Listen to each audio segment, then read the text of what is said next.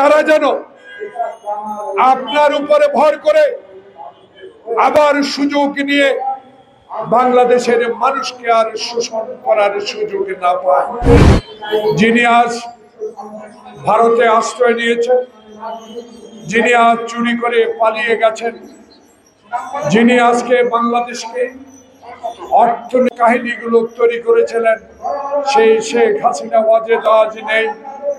আজকে আমরা স্বাধীন, আজকে আমরা গণতন্ত্রের, আজকে আমরা মানুষের, আমরা আমাদের আকুতি বিনতি এই ইন্টেরিয়াম গভর্নমেন্টের কাছে বলার, প্রিয় চালক ভাইয়েরা, এখন তো আর হাসিনা নাই। কেন আমরা বাংলাদেশে এই 16 বছরে শেখ হাসিনা গণতন্ত্রের নামে বাংলাদেশে যে সন্ত্রাস সৃষ্টি করেছে, বাংলাদেশে অগণিত অস্ত্র সরবরাহ করেছে, চিনি পেঁয়াজ মরিচের সংকট তৈরি করে বাংলাদেশের গরিবের মানুষকে দুঃখ দিয়েছে, তারা আবার নতুন করে আবার তাদের সুযোগ নেবার চেষ্টা করছে। তাই এই তত্ত্বাবধায়ক সরকারকে, ইন্টেরিয়াম গভর্নমেন্টকে আমরা মনে করিয়ে দিতে চাই, তারা যেন আপনার উপরে ভর করে আবার সুযোগ নিয়ে বাংলাদেশের মানুষকে আর শোষণ করার সুযোগ না পায়।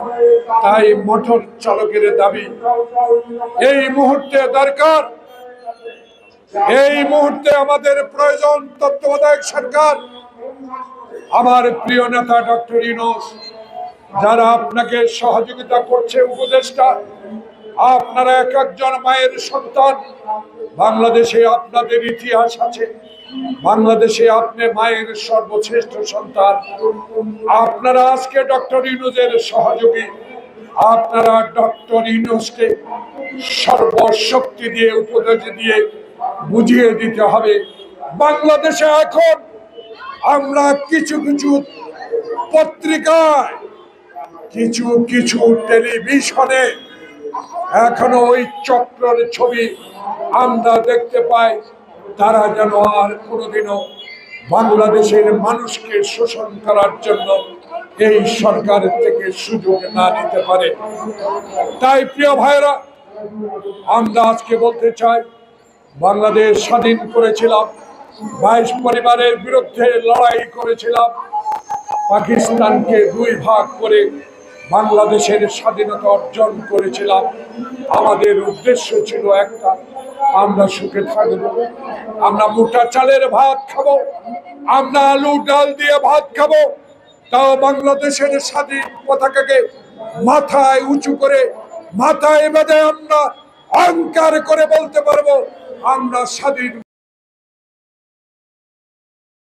স্বাধীনতাকে আজকে নস্যাৎ করার জন্য আজকে হিন্দুস্তানে বসে শেখ হাসিনা আবার ষড়যন্ত্র শুরু করেছে। সেই ষড়যন্ত্রের আভাস আমরা পেয়েছি। হিন্দুস্তানের প্রতিরক্ষা মন্ত্রী রাজনাথ, আপনি হিন্দুস্তানের রাজা হতে পারেন, বাংলাদেশের আপনি কিছু না। আমার স্বাধীন বাংলাদেশ নিয়ে আপনি কটূক্তি করবেন, বাংলাদেশকে নিয়ে আপনি অগণতান্ত্রিক কথা বলবেন। কি পেয়েছে আপনারা? কি পেয়েছেন? বাংলাদেশকে হাসিনার গোলামীর সরকার,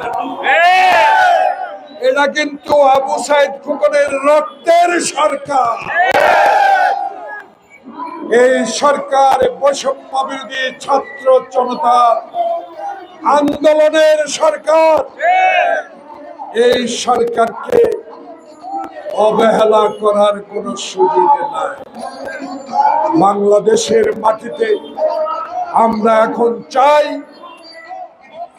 বাংলাদেশে এখন জনগণ চায়, জনাব ইউনূস সাহেব, প্রিয় নেতা, আপনাকে পায়ে হেঁটে 14 তলায় উঠে আপনাকে হাজিরা দিতে হয়েছে।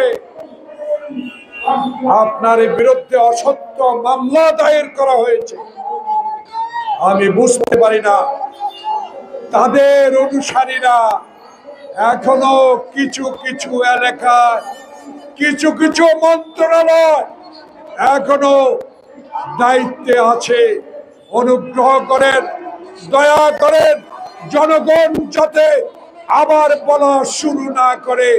আমার কথা হলো একটা, আপনার কাছে দাবি, এদেরকে অপসারণ করতে হবে।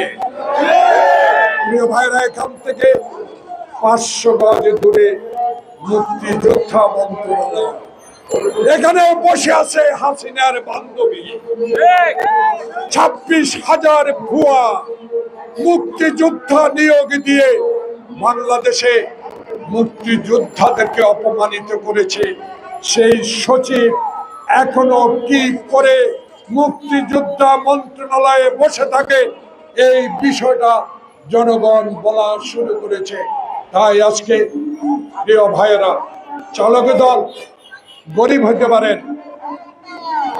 শাহজাহান খান, কর্নেল ফারুক, ওই মন্ত্রী ওবায়দুল কাদের, আরেকজন ধানমন্ডি গুলশান থেকে নির্বাচিত হয়েছে তথ্যমন্ত্রী আরাফাত রহমান। আপনার চেয়ে বড় কলিজার মানুষ এই মোটর চালক দলের কর্মীরা। তাদের পয়সার দরকার নাই, তারা চায় তার পরিবারের সন্তানরা যেন স্কুলে যেতে পারে, তারা চায় তার সন্তান যেন ম্যাট্রিক পাস করতে পারে, তারা চায় আমি মুঠো ভাত খেয়ে আমার রুজি কোটি টাকা লক্ষ টাকার দরকার। তাই ডক্টর মোহাম্মদ ইউনূস, আপনি একজন প্রিয় ব্যক্তি, আপনার কাছে আমাদের আবেদন থাকবে, আপনি দেশটাকে জঞ্জাল মুক্ত করুন। বাংলাদেশে তারেক রহমান বলেছে, মৃত ব্যক্তির ভোট যেন আর বাংলাদেশে না হয়, বাংলাদেশে যেন আর দিনের ভোট রাতে না হয়, বাংলাদেশে যেন আর 154 জন বিনা প্রতিদ্বন্দ্বিতায় নির্বাচিত না হয়, বাংলাদেশে যেন আর টিয়ার কাবিকা চুরি না হয়, বাংলাদেশে যেন আর কোন একটি ব্যক্তি একটি টাকা বিদেশে পাচার করতে না পারে। তাই আপনাদের দায়িত্ব অপরিসীম। ডক্টর মোহাম্মদ ইউনূস, আপনার দায়িত্ব না শুধু বাংলাদেশের 18 কোটি মানুষ আপনাকে সমর্থন দিয়েছে, আপনাকে সহযোগিতার হাত বাড়িয়ে দিয়েছে, তাই বলে আওয়ামী প্রেতাত্মারা আবার বাংলাদেশে এসে এই ভাবে হেয় প্রতিপন্ন করবে, সেটা বাংলার মানুষ কোনোদিনও হতে দিবে না। তাই আসুন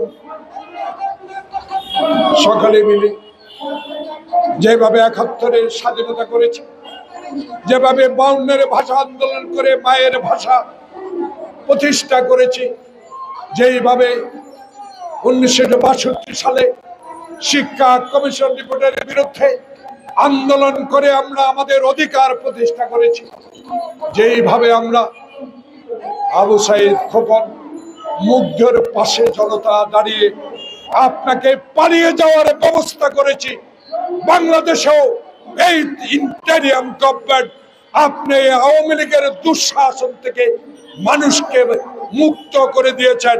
সামনের দিকে যেন মানুষ আপনার প্রতি ভরসা থাকে, দুর্নীতি করতে দিবেন না। এই দেশের মানুষ দুর্নীতি মুক্ত সমাজ চায়, যেই সমাজে আপনি বহুল আলোচিত একজন গুণী ব্যক্তি, সেই গুণী ব্যক্তির কাছে চালক দলের পক্ষ থেকে আবেদন জানাই, আসুন আমরা আপনার সাথে আছি, আপনার সাথে থাকব, তবে যেন জনপ্রতিনিধিদের হাতে ক্ষমতা হস্তান্তর করতে দীর্ঘমেয়াদী সময় না নেওয়া হয়। এর মধ্যেই সকল রাজনৈতিক দলের মতামত নিয়ে আমি আশা করব বাংলাদেশে দ্রুত যত সম্ভব আওয়ামী লীগের এই দুঃশাসনে যারা সহযোগিতা করেছে তাদের থেকে বাংলাদেশকে রেহাই করার জন্য জনপ্রতিনিধির হাতে ক্ষমতা হস্তান্তর করা হোক। আল্লাহ আপনাদেরকে সহায় হোক। বাংলাদেশ চালক সমিতি জিন্দাবাদ।